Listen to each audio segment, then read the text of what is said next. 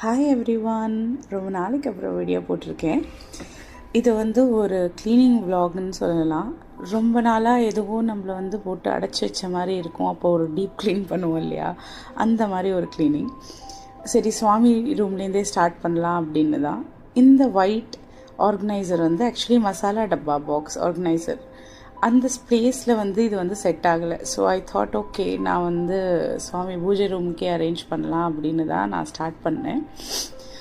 என்னோடய குலதெய்வம் பெருமாளுங்கிறதுனால பெருமாள் தான் மேலே இருக்கிற படியில் வச்சேன். பின்னாடி இருக்கிற அந்த சிலை அம்மா, நான் இந்த வீடு கட்டுறப்போ, வீடு வாங்கினப்போ அம்மா கொடுத்தது. அண்ட் இந்த பெருமாள் நியர்பை ஒரு ஸ்டோரில் தான் வாங்கினேன். லோக்கல் ஸ்டோர், சரவணாவா இல்லை என்ன ஞாபகம் இல்லை. நீ இந்த அன்னபூர்ணியும் அங்கே தான் வாங்கினேன்.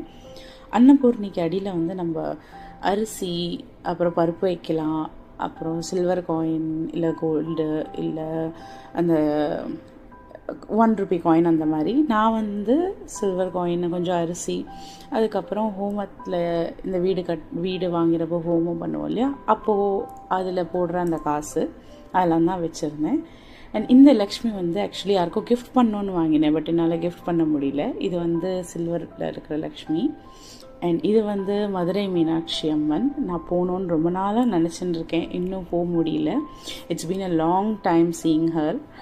அப்புறம் மீதி எல்லா செட்டப்புமே என்கிட்ட இருந்த எல்லாமே அதே தான்.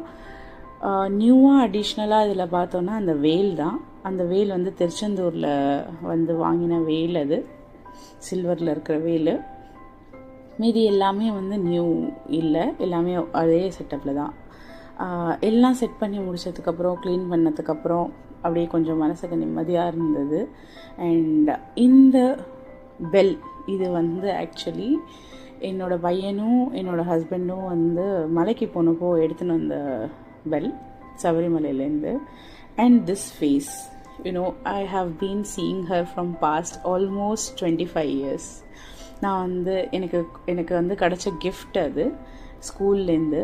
அண்ட் இது ஒரு ஜுகாட். இந்த பெல் மாட்டுறதுக்கு அமேசானில் கிடைக்கும் இல்லையா, அந்த கிளிப்பு, அந்த கிளிப்பு எவ்வளோ அழகாக இருக்குது பார்த்தீங்களா அந்த ஃபேஸ். அதை பார்த்தாலே ஒரு சாட்டிஸ்ஃபேக்ஷன் கிடைக்கும் நமக்கு.